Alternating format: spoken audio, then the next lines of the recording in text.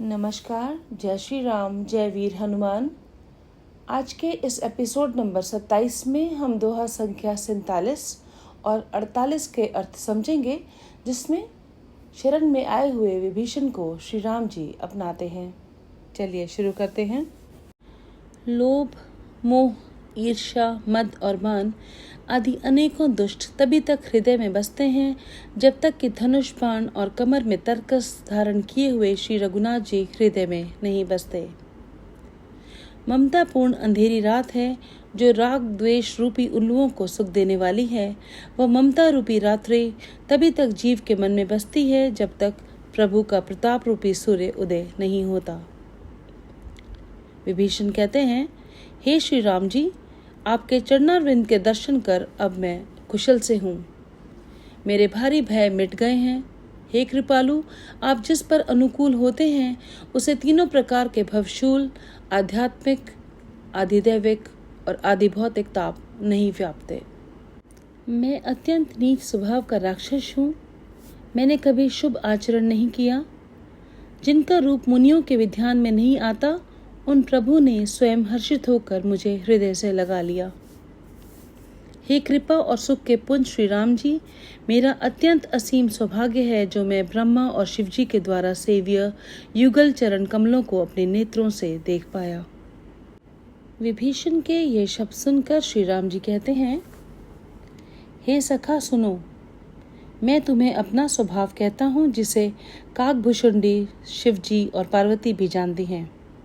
कोई मनुष्य यदि संपूर्ण जगत का द्रोही हो, यदि वह भी भयभीत होकर मेरी शरण तक आ जाए और मद, मोह और नाना प्रकार के छल कपट त्याग दे, तो मैं उसे बहुत शीघ्र साधु समान बना देता हूँ। माता, पिता, भाई, पुत्र, स्त्री, शरीर, धन, घर, मित्र और परिवार, इन सब के ममत्व रूपी तागों को बटोर कर और उन सब की एक डोरी बनाकर उसके द्वारा जो अपने मन को मेरे चरणों में बांध देता है, सारे सांसारिक संबंधों का केंद्र मुझे बना लेता है, जो समदर्शी है, जिसे कुछ इच्छा नहीं है और जिसके मन में हर्ष, शोक और भय नहीं है, ऐसा सज्जन मेरे हृदय में कैसे बसता है जैसे लोभी के हृदय में धन बसता है। तुम सरीखे संत ही मुझे प्रिय हैं। मैं और किसी के निहोरे से देह धारण नहीं करता। ऐसे संत मुझे इतने प्रिय हैं कि मैं उनका दुख देख नहीं सकता, अतः उनकी रक्षा के लिए अवतार लेता हूँ। जो साकार भगवान के उपासक हैं, दूसरे के हित में लगे रहते हैं, नीति और नियमों में दृढ़ हैं और जिन्हें ब्राह्मणों के चरणों में प्रेम है, वे मनुष्य मेरे प्राणों के समान हैं। आज के एपिसोड में काकभूषुंडी एक नए पात्र हैं। चलिए उनके बारे में जानते हैं। काकभूषुंडी रामचरितमानस के पात्र हैं। गोस्वामी तुलसीदास जी ने रामचरितमानस के उत्तरकांड में लिखा है कि काकभूषुंडी परम ज्ञानी राम भक्त थे। पूर्व के एक कल्प में कलयुग का समय चल रहा था। उसी समय काकभूषुंडी जी का प्रथम जन्म अयोध्यापुरी में एक शूद्र के घर में हुआ। उस जन्म में वे भगवान शिव के भक्त थे, लेकिन अहंकार के वशीभूत होकर उन्होंने अन्य देवताओं की निंदा की। एक बार अयोध्या में अकाल पड़ जाने पर वे उज्जैन चले गए। वहां वे एक दयालु ब्राह्मण की सेवा करते हुए उन्हीं के साथ रहने लगे। एक बार उस शूद्र ने भगवान शंकर के मंदिर में ब्राह्मण का अपमान किया। इस पर भगवान शंकर ने आकाशवाणी करके उसे शाप दे दिया कि तुमने गुरु का निरादर किया है, इसलिए अब सर्प की अधम योनि मिलेगी और सर्प योनि के बाद तुझे 1000 बार अनेक योनि में जन्म लेना होगा। शूद्र के गुरु बड़े दयालु थे। उन्होंने शिवजी की स्तुति करके अपने शिष्य के लिए क्षमा प्रार्थना की। गुरु के द्वारा क्षमा याचना करने पर भगवान शंकर ने आकाशवाणी करके कहा, ब्राह्मण, मेरा शाप व्यर्थ नहीं जाएगा। इस शूद्र को 1000 बार जन्म अवश्य ही लेना पड़ेगा, किंतु जन्म और मरने में जो दुख होता है वो इसे नहीं होगा और किसी भी जन्म में इसका ज्ञान नहीं मिटेगा। इसे अपने प्रत्येक जन्म का स्मरण बना रहेगा। जगत में इसे कुछ भी दुर्लभ न होगा और इसकी सर्वत्र अबाध गति होगी। मेरी कृपा से इसे भगवान श्री राम के चरणों के प्रति भक्ति भी प्राप्त होगी। इस तरह हर जन्म की याद बनी रही। समय के साथ श्री राम जी के प्रति भक्ति भी उसमें उत्पन्न हो गई। उस शूद्र ने अंतिम शरीर ब्राह्मण का पाया। ब्राह्मण बनने पर वह ज्ञान प्राप्ति के लिए लोमश ऋषि के पास गया। जब लोमश ऋषि उसे ज्ञान देते थे तो वो उनसे अनेक प्रकार के तर्क कुतर्क करता था। उसके इस व्यवहार से कुपित होकर लोमश ऋषि ने उसे शाप दे दिया कि तू कौवा बन जा, और वह तत्काल कौवा बनकर उड़ गया। श्राप देने के बाद लोमश ऋषि को पश्चाताप हुआ और उन्होंने उस कौवे को वापस बुलाकर राम मंत्र दिया और 7 इच्छा मृत्यु का वरदान लोमश ऋषि ने उस ब्राह्मण को दिया। कौवे का शरीर पाने के बाद ही राम मंत्र मिलने के कारण उस शरीर में से उसे प्रेम हो गया और वे कौवे के रूप में ही रहने लगे और कालांतर में काक भुशुंडी के नाम से पहचाने गए। तब लगी हृदय बसत खल नाना, लोभ मोह मच्छर मद माना। जब लगे और न बसत रघुनाथा, धरे चाप सायक कटिभा था।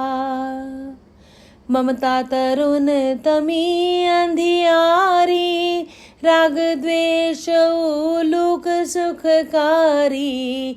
तब लगी बसती जीव मन माही, जब लगी प्रभु प्रताप रवि नाही। अब मैं कुशल मिटे भय भारे, देखी राम पद कमल तुम्हारे। तुम कृपाल जा पर अनुकूला, ताहि न व्याप त्रिविध भव सूला। मैंने सिचरति अधम सुभाऊ, शुभ आचरण कीन नहीं काऊ। जासु रूप मुनि ध्यान न आवा, तेहि प्रभु हर्षे हृदय मोहि लावा। अहो भाग्य मम अमित अति, राम कृपा सुख पुंज। देखयूं नयन बिरंच सिवा, सेव्य जुगल पद कंज। सियापति राम जय जय राम, मेरे प्रभु राम जय जय राम, मेरे प्रभु राम जय जय राम। सुनहु सखा निज कऊँ सुभाऊ, जान भुसुंडी शंभु गिर जाऊ।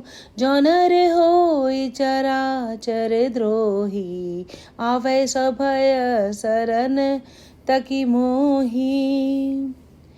तज मद मोह कपट छल नाना, करूं सद्य तेहि साधु समाना। जननी जनक बंधु सुत दारा, तनु धनु भवन सुहृद परिवारा।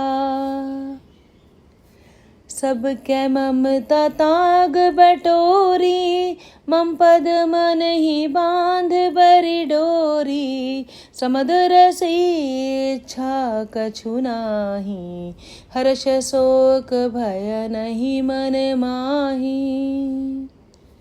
अस सजन मम उर बस कैसे, लोभी हृदय बसई धनु जैसे।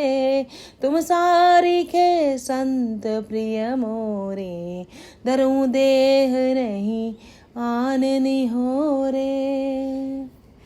सगुन उपासक परहित, निरत नीति दृढ़ नेम। ते नर प्राण समान मम, जिनके द्विज पद प्रेम। सियापति राम जय जय राम, मेरे प्रभु राम जय जय राम। सियापति राम जय जय राम। जय श्री राम, जय वीर हनुमान।